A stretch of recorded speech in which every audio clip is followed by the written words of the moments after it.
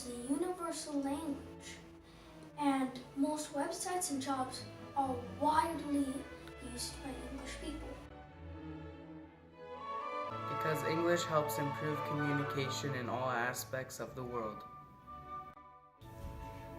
Because it teaches you how to read and write. Because English is a course that's always changing with society. The importance of English is to get away from the math and science and the strictness of the formulas and critical thinking. It's more to do with the creativity and reading and writing and forcing yourself to look beyond. And sometimes you can escape to a different world where you didn't even think was possible through reading, and also creating your own narrative through writing. English gives us the basis to communicate with other groups and cultures. It is clear that everyone has their own reasons for studying English, but why really should we be studying English? From kindergarten to grade 12, English has always been a part of our education system. It is a universal language that is recognized internationally, and with that being said, it is a teacher's responsibility to teach the unique human experience of communicating. With the open discourse that English provides, not only does it create a lifelong learning experience for students, but it also creates a society full of contributing individuals who are respectful of other individual identities. I firmly believe that the communicative and functional aspect of studying English through a critical perspective can finally elevate the voice of minority groups and create a society of effective communicators, as adequate communication skills are required in all aspects of the world, not just the English classroom. Sarah Goldsby-Smith quotes Leggett in her article, From the Boundaries, Rhetoric and Knowledge in Secondary English Classroom, as she states, "This runs counter to my sense that my job is to teach students how to be open to otherness in their reading, receiving the unexpected with surprise and humility." Additionally, Dr. Christine E. Sleater, a professor from the University of Monterey Bay, states that teachers need to learn how to be in spaces where they are uncomfortable. It is fair to say at this point that the same goes for our students. The study of English allows students to recognize the dominant culture and their own positionality within the world. English gives opportunity for that discourse to happen collaboratively. English reclaims the voice of minority groups, whose voices have been overshadowed by the dominant culture. Dr. Sleater also explains that when teaching in a class full of multicultural students, they get tired of reading about the same white people repeatedly. This creates a distrust as the older they get. These students will gain different perspectives from their community and home, in contrast with their school. The distrust will come as they recognize from the contrast that their minority group is left out or misrepresented. The task of an English teacher becomes not only a hermeneutical task, but a pedagogical task. It is also an inherently ethical task, since rather than insist on searching readings that we deem ethically supportable, we instead seek to constitute a posture that permits all kind of others to speak. In agreement to Goldsby-Smith's statement, Anne Lopez states, "Culturally relevant pedagogy has emerged as an effective way of centering the cultures, languages, and experiences that diverse students bring to classrooms so as to increase their engagement and academic achievement. This allows students of different cultures to bring their ideas into the text presented in class and, in a sense, represent the misrepresented voices in text as they play a part in contributing towards social change."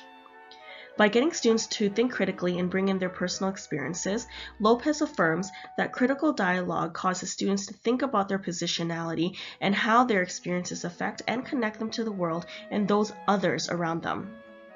In Lopez's article, Culturally Relevant Pedagogy and Critical Literacy in Diverse English Classrooms, a case study of a secondary English teacher's activism and agency, Mariah explained that in her classroom, the open dialogue helped white students in their class better understand how people of color experience racism in their everyday lives, as they also talk about poverty. Ideology refers to a set of normative beliefs and a series of values that society tends to adhere to, and cultural hegemony has made these dominant ideologies normative. Due to these beliefs and values being so normative, it is very easy for students to just simply trust what their school is teaching them. It is through the study of English that students recognize their difference blindness and internalized dominance. It is from recognizing these factors that students can properly critique the text presented to them in schools and finally give voice to those minorities who have lost theirs. Language development is the responsibility of all teachers, as it is apparent that communication does not simply end once students leave the English classroom. It happens through emergent technology, at work, and when we go out anywhere past our front doors. For society to have citizens full of effective, respectful communicators, it is the responsibility of all teachers to assist their students in developing their professional language and social development. To do this, Goldsby-Smith prefers to go towards the route of a facilitator. As she states, "What drove the rigor of that lesson was not my insistence on rigor itself, but on collaboration, itself driven by both my performance of ignorance and my willingness to give the unexpected question priority." By sitting back and playing devil's advocate, Goldsby-Smith is essentially not just creating a class full of critical thinkers and effective speakers, but she hopes to help these students step out of those very classroom doors and not only speak fluent English, but regurgitate fluent knowledge. Genuine, refined knowledge creates a community of great communicators. False knowledge, however, can cause someone's voice to lose validity and professionalism. As stated in my previous arguments above, it seems that discourse is very much encouraged in an English classroom. If facilitated properly, collaborative discourse can lead to cultural enlightenment, an improvement in speaking skills, and passion. Goldsby-Smith had a student who had once highlighted the uselessness of subject English, while at the same time argued his case for the math and sciences, eloquently and passionately. Goldsby-Smith stresses the importance of studying English and how discourse goes hand in hand with studying cultural pedagogy and bringing relevance into students' lives. Unfortunately, she had a student who did not share the same interest. The irony here, within this argument, was that this very student was trying to passionately state his case about math and sciences being a more pertinent topic to learn. Unbeknownst by the student himself, it is through the study of English that allows that very discourse that he is so strongly fighting for, the openness of making his case.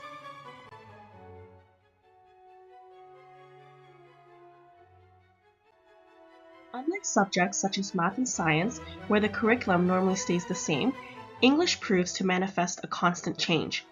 As society changes, so does the study of English. Pedagogical practices in English, such as building from what students already know and learning through multiple modalities, encourages students to also become well-rehearsed with the English language, not just in a communicative aspect, but also provide students the knowledge and habits necessary to be good citizens.